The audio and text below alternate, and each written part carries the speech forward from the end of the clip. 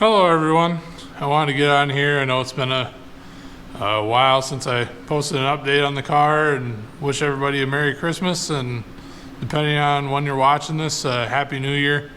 I don't know when I'm gonna get this video out, but I've been wanting to do a video. I've just been busy with work and stuff. Been doing that, and I've been collecting parts and working on the car as much as I can. I got some progress to show you, so we'll get into the video. Mostly be working on rear end stuff today, but I'll show you some of the parts that I've got coming up for just the car in general as well.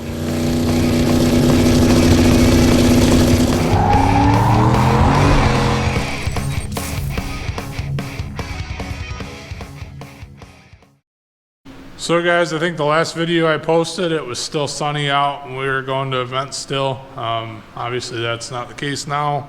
I live in Michigan, so we're covered in snow and it's rebuild season basically. A lot of updates going on the car. We're putting a shortened rear end in, taking care of some of the too much separation issues that we had last year. I had some issues with tires spinning on the wheels, slick spinning on the wheels. So I got some updates for that. I got some updates for the rear end, and unfortunately I didn't film it going in because the housing looks pretty cool, but we built a whole new 8.8 for it, sold the old one, and we got the new one already back together with new gears and everything, but we'll show you it and talk about it. Now I will mention these are the old rims. They don't actually fit. They are too much back spacing now. But there is the shortened 8.8.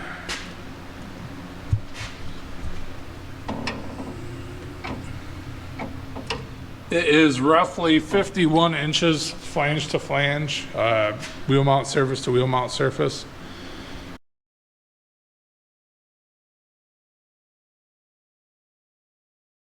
So my braces go from where the leaf spring mounts perches are over to the front section. Like I was saying, this is shortened. This is an Explorer 8.8 and it had been shortened to equal length and then 3.5 inches chopped off each side. It has 9-inch ends on it, which you probably can't see really well, but 9-inch ends. It has Willwood brakes. These are just some used brakes that I bought from somebody. Obviously 5/8 studs. These are strange high tough 35 splines. It has a strange spool in it and a strange yoke as well. Ford Performance gears and shim kit for setup. It's got 373s again in it. I was gonna go with a 390, but everybody was saying that the 390 gears are kind of the weakest out of the bunch for the 8.8, which is already kind of a compromised setup, and I just don't want any problems. So we just went again with a 373, and if we don't see the 60 foots that we want to get in the car, then we'll switch to a 410, and it'll be kind of a big jump for a 180 first gear, but yeah, so that's that. You can see I have new springs. These are a 3-leaf pack, and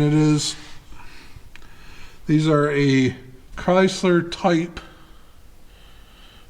Speedway knockoff spring. So I think this is actually a Landrum branded spring, but it's sold by Speedway as Speedway. They're just cheaper. This is 175 pound. Now the problem with these springs, and why I've been kind of struggling with it, is the front eyelet was a different size than the original slant 6 springs. You can see them leaning over there. So I had to get a custom bushing made for the front, and that took a little while. And then on these old Mopars, some of you guys that know Mopars will know that the front section on the A body on an original I don't know if they changed it, but either way, the front spring length on this car originally was a 20-inch front spring segment, so 20 inches from center of the pin up to the front bushing center. And every aftermarket except for Calvert is a 20.5. So I had to kind of cobble some stuff to get the perch to work because I didn't want to move the wheel back. I didn't want to move the wheel back because this is actually a really small tub. I wanted it to be where it was at. That's where I have all my runs at, and I just wanted it to be the same. So I took a 3-bolt, perch and welded up some holes, and then marked it, marked where the center is, and then 1/2 inch offset the hole on the perches, and then also on the Mac gap brackets on the bottom, to get everything to basically soak up some of that 1/2 inch, so it moved the axle forward, but the pin is still back in the center. And that fixed that. This is actually a shorter spring than the overall length than the slant 6 spring, but as you guys may have noticed with a keen eye, that we're using sliders this year, and not just normal sliders, because I like fancy things. These are a set of Funkhauser race cars sliders. They were custom made. They have 10 inches of stroke, so all the way from here to here, and the car can move 10 inches. So as you guys have seen, this car separates like crazy. The shock will be the limiting factor on this. I think the shock's only stroked 6 inches, and I'm not going to be getting new shocks this year or this winter. I just got so many upgrades. Obviously I got a pile of money in this rear end. I got some other stuff I bought for it, and yeah, so these turned out great. Thank you to Matt Funkhauser. He builds great, just awesome products. He builds a lot of bolt-in stuff. This one was kind of something he had a CAD file for somebody who does radio racing. And I'm like, I asked him, hey, can you do this? He's like, yeah, I've done a set. So he made me those so that I can get all the travel on the wrong end of the car. I mean, I'm supposed to have more travel on a no-prep car up front, which hopefully we'll address soon.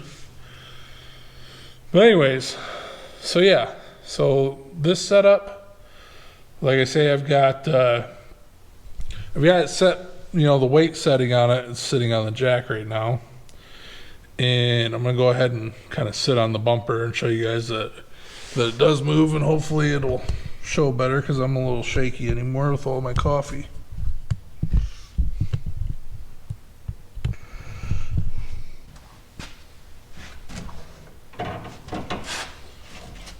So this is my full 360 pounds on it.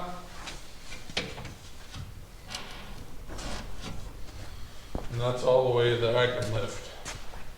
I want to do a video on why I went with sliders instead of shackles. I think a lot of people know why, but I've been asked, why would I want to do that? And I want to do like my own video of that, because I'm kind of a noob when it comes to racing, but I've had a lot of people explain it to me, and it helps me. So yeah, I want to do a video of that and like how I set up Caltrax and what my adjustments are doing. If you guys stick around and my setup fails miserably, I guess you can be here to laugh. But I got more parts to show you anyways. So this is an Aeromotive 7 gallon per minute pump.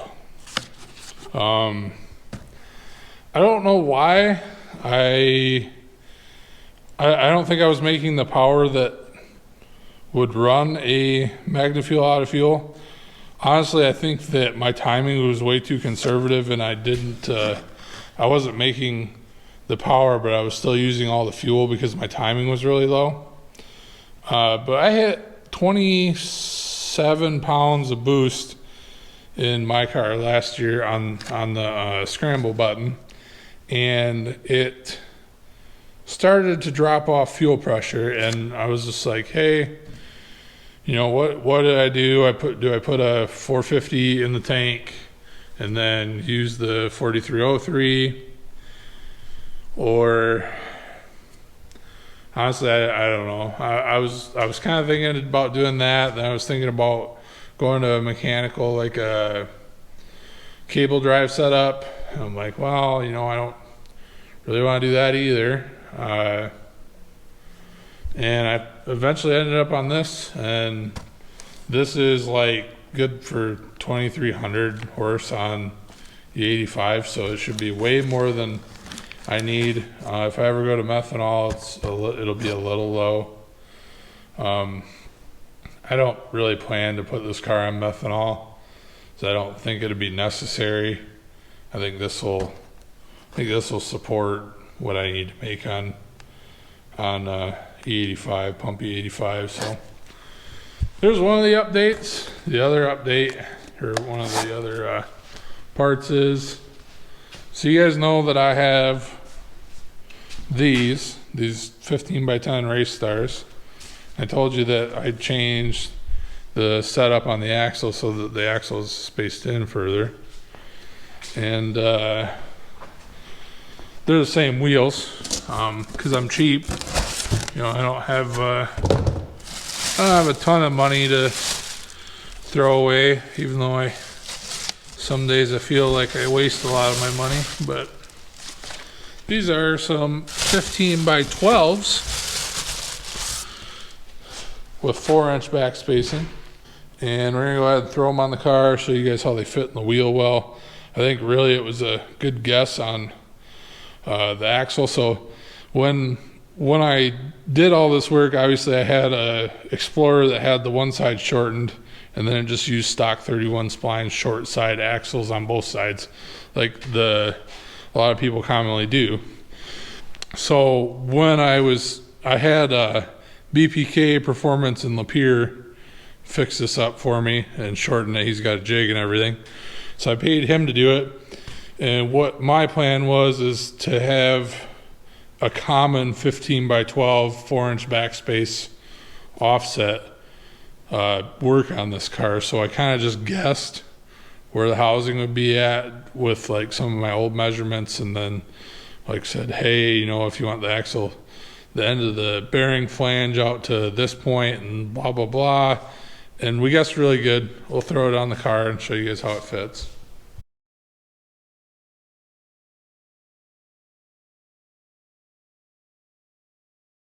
All right, so there's your fitment. So you can see it's just barely inside the wheel well. I've got a little bit of space, about 2 fingers between the wheel and the spring. A little less than 2 fingers up here, I would say. And then this is obviously going to tuck up on a 15 by 12 wheel on a small tire, 28-10-5. The wheel or the tire comes like straight up and then over. The case width on most of these 28-10-5s are like 12 inches anyways, so I shouldn't have any rubbing. If I do, I'll address it with a hammer. I'm kind of thinking that I'm going to need to cut these inner wheel tubs out anyways. I would honestly like to do them in aluminum, lose a little bit of weight, but also to get rid of this inside, or I guess outside wheel tub. You can see it's kind of obstructive to a bigger tire, and just run the outside sheet metal and seal everything up. But other than that, I think it fits great for what we're going to be doing.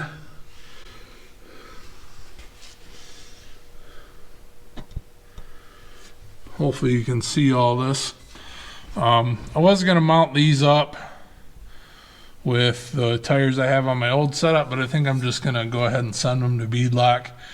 I don't think I mentioned that yet, but these are going to get sent out to MacFab and get double beadlocked.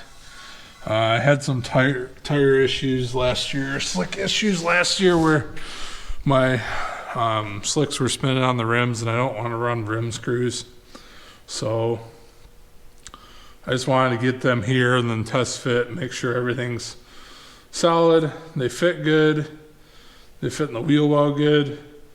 And then I could send them out, make sure that if they had to address any of the back spacing, then they could do it at MacFab. They said they could move the lip for the wheel in or out up to a half, or I think he maybe even said 1 inch. But so yeah, that's most of the updates. Like I said, I want to do a Caltrack tuning video slash you know, why I'm going with a slider, kind of I guess tie it all into one. I got a couple other things that I want to do. I'd like to post more consistently, but every time I say that, it seems like I'm away for a couple months. But yeah, so I just wanted to say Merry Christmas to everybody and Happy New Year, and you know, get this video out there. I know a lot of you guys have been asking on my other social platforms of what I've been doing. I post on there more regularly, so if you want to see updates, I don't really post on Instagram. The Facebook that's in the description. The Instagram I'll occasionally post. TikTok I post probably most, just because I can do it from my phone and it's not like a big ordeal to edit or post or anything like that. But I'll see you guys on the next one. Thanks for watching.